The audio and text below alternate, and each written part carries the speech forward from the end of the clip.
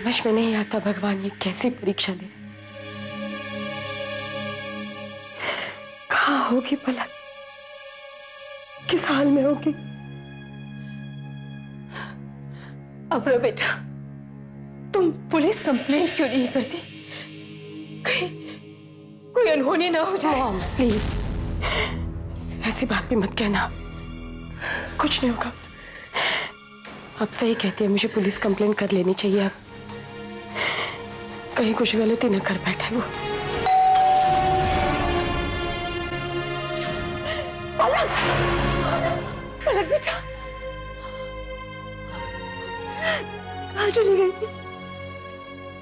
दिमाग का जरा भी ख्याल नहीं आया तुम्हें? चली गई बगैर बता?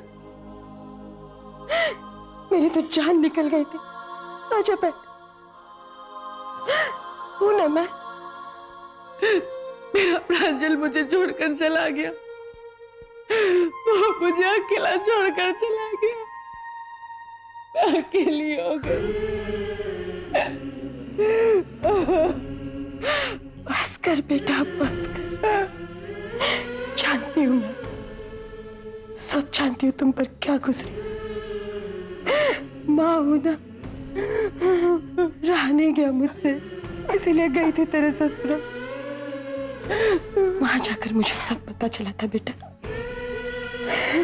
रो मत, अपने आपको तकलीफ देने से, रोने से प्रांजल लौट कर तो नहीं आएगा। भगवान है ना बेटा, वो सब कुछ देख रहे हैं, वो तुम्हारे साथ जरूर न्याय करेंगे। आपके भगवान के घर में देर भी है और अंधेर भी, कहीं कोई इंसाफ नहीं मिलता। आज के बाद मैं भगवान से कभी कुछ भी नहीं मांगूंगी, क्योंकि उनके पास मुझे देने के लिए सिर्फ दुख है, सिर्फ दर्द है और कुछ नहीं। नहीं नहीं पलक बेटा, भगवान को दोष मत देना बेटा। अगर ऐसा नहीं होता तो मेरे साथ इतना बड़ा धोखा नहीं होता। मैंने उस इंसान को सब कुछ सौंप दिया जो मेरा कभी था ही नहीं।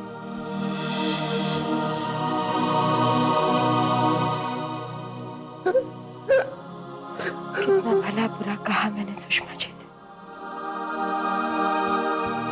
लेकिन वो भी क्या करती? वो भी तो हैरान है हमारी तरह।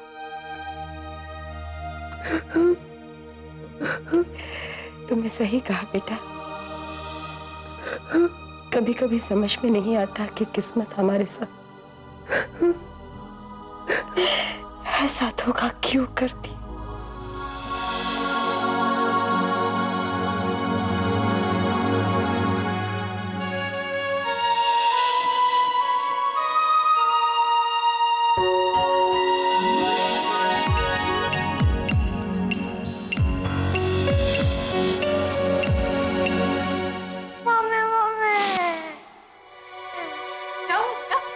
कंपटीशन में सेकंड प्राइज मिला है।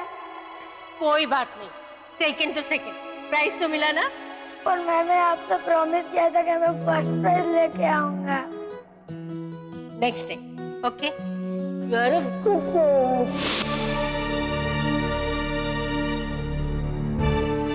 कितनी अच्छी तरह से मैं अपनी बेटी को जानती थी,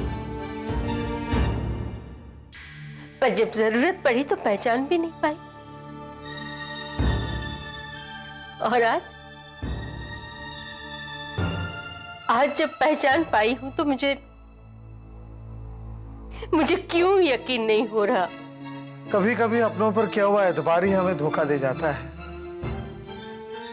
ना हम सच को देख पाते हैं, ना झूठ को पहचान पाते हैं। जब प्रांजल दक्ष की तरह बर्ताव करता था तो उसमें मुझे दक्ष की परछाई नजर आती थी, लेकिन मैं मूर्ख, मुझे पता ही नहीं चला कि वो दक्ष की परछाई नहीं, दक्ष ही है। ऊपर वाले को एक मौका देना चाहिए था प्रांजल को।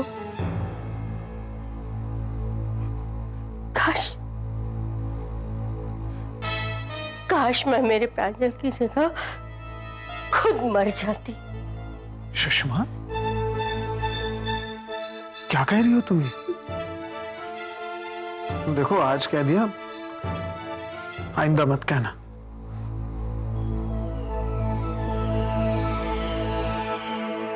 एक सवाल पूछूं? क्या तुम कभी दक्ष को माफ कर पाओगी? कभी नहीं। पलक और दक्ष का कुछ पता नहीं है, लगता है मुझे ही पता लगाना होगा। पलक तो जरूर अपनी मॉम के घर ही गई हुई। दक्ष, दक्ष! ओह गॉड, इसे तो तेज बुखार है।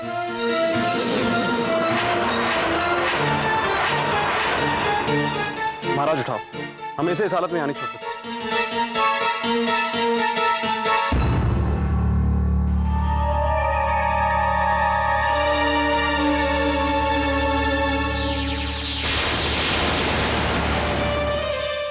दक्ष, तुम्हारा बस अब एक ही सहारा है, और वो सहारा हूं मैं।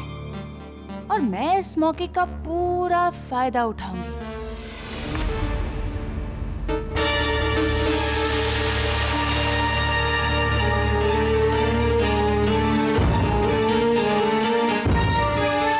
ईशान दक्ष को वापस घर लेकर आया है।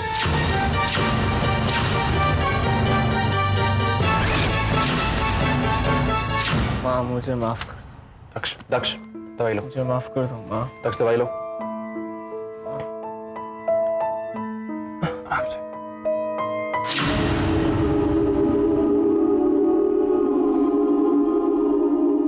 ये क्या ईशान, तुम इसे घर में लेकर आए?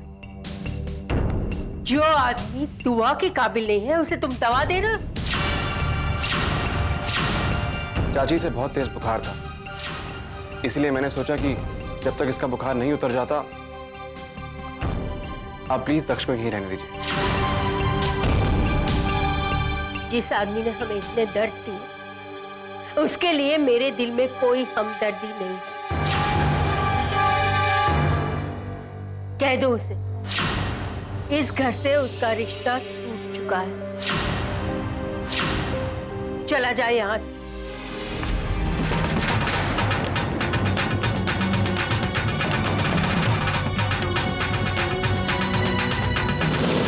पलक, पलक, ये तो क्या कर रही है?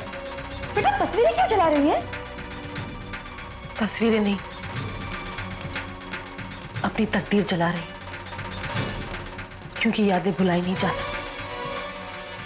मिटाई भी तो नहीं जा सकती ना बेटा। आप सच कह रही मम्मी जी।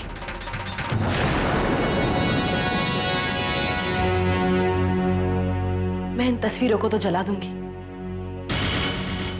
लेकिन यादों को कैसे जला पाऊंगी?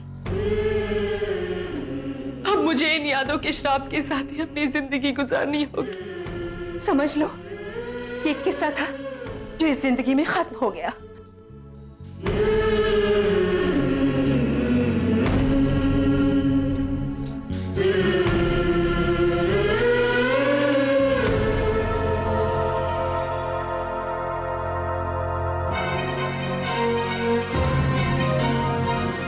मम्मी जी,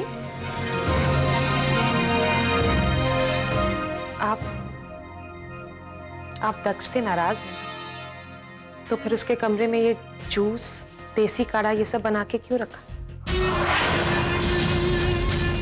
इसका मतलब ये नहीं कि मैंने उसे माफ कर दिया।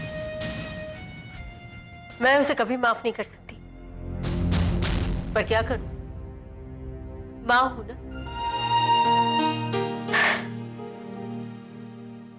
आरती बेटा, एक बात कहना चाहती हूँ। ये सब होने के बाद अगर तू हमें और इस घर को छोड़कर जाना चाहती है तो हम नहीं रोकेंगे। और वैसे भी अब तो हम ये हक भी गवा चुके हैं। फिर भी मैं रुकूंगी। कम से कम पलक के वापस आने तक तो मैं कहीं नहीं जाऊंगी।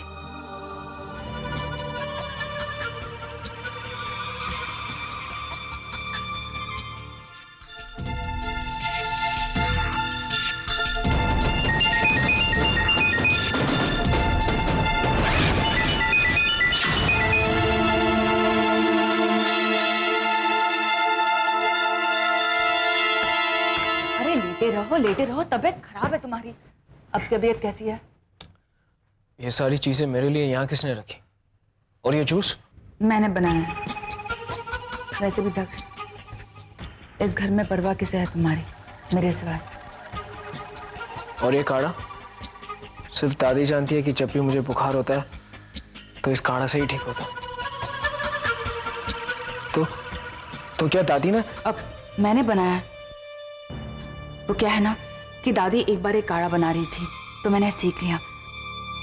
अब तुम्हारी तबीयत ठीक नहीं है ना, तो मैंने सोचा ये काढ़ा बना लूं तुम्हारे लिए।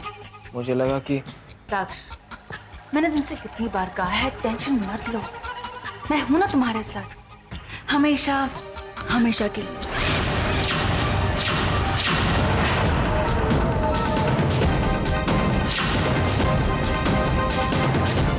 तुम्हारे इस पागलपन में मैं तुम्हारा साथ देने वाला नहीं हूं।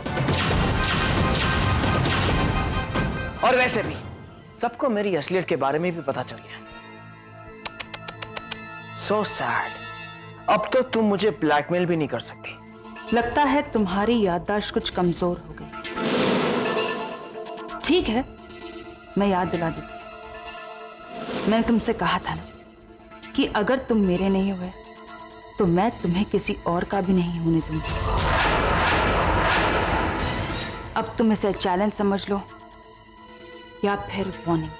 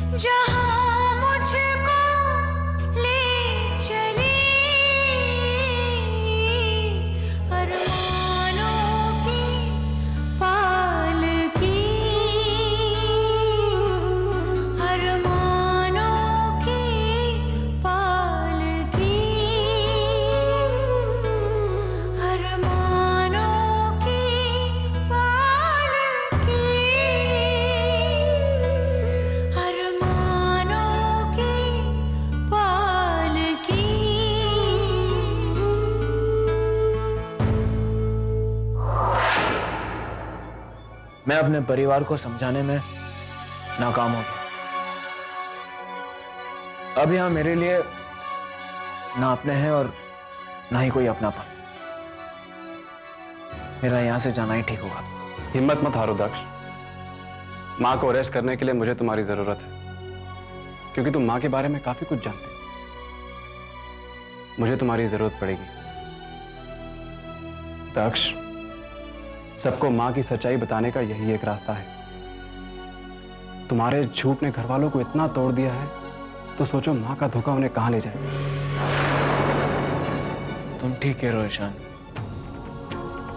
शायद इस रास्ते पर चलकर सब लोग मुझे माफ कर दें, और प्रांजल की मौत का बदला भी तो लेना है मुझे। हर साल हम नवरात्रि मनाते हैं, और इस बार पता नहीं क्या क्या हो गया। वो खुशियां सब चली गई, लेकिन क्या करे, रिवाज है, 9 दिन की आराधना तो करनी ही पड़ेगी। पलक के बिना बहुत सूना लग रहा है। मैं खुद जाकर पलक को लेकर आऊं? नहीं बेटा, मैं उसे जानती हूं, वो तेरी बात भी नहीं मानेगी। बाबूजी भी आ गए, चलो आरती कर लेते हैं।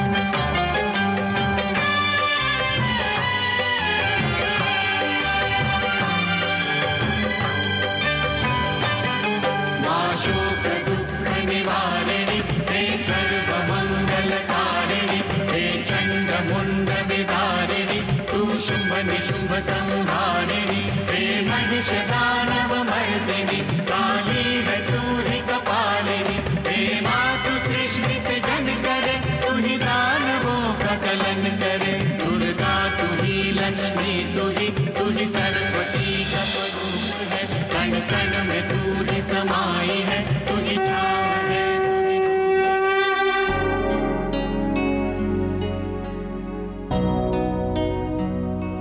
दादाजी, अब आपकी तबीयत कैसी है? मुझे तो लगा था कि तुम मुझे देखने अब कभी नहीं आओगी। मैंने सिर्फ तक्ष के साथ रिश्ता तोड़ा है, इस परिवार के साथ नहीं।